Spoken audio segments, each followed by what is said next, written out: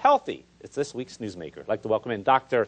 Ronald Romear, pediatrician with St. Mary's Medical Center. Good morning, sir. Thank you. Good morning. Good to see you. So, how do you make the first day of school easier?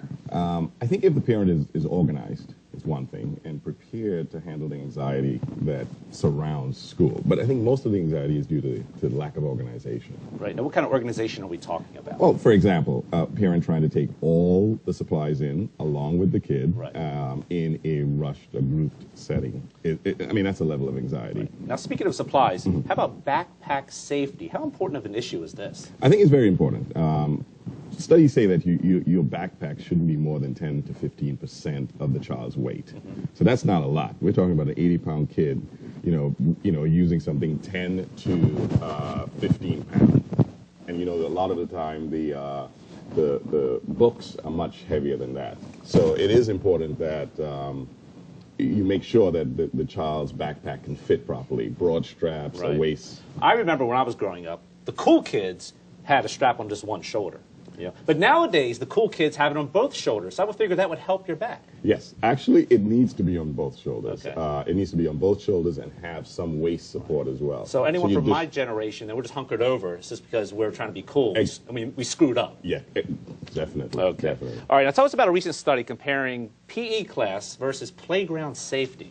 Well, I think that the study has to do with the fact that in PE classes would be organized with someone actually supervising the care and the sport and actually moving the kids through versus the playground safety where you have one teacher trying to supervise 20 to 30 kids. Right. There's the thought that playgrounds are that they don't help encourage kids to overcome their fears.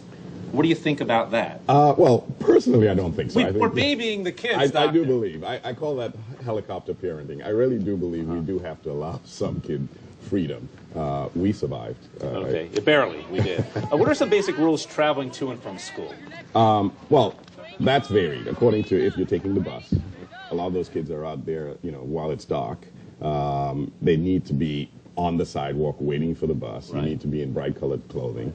You need to be in a well-lit area. For the kids who are walking to school, walking in groups, very important, and actually trying to get a parent or an adult right. to take them.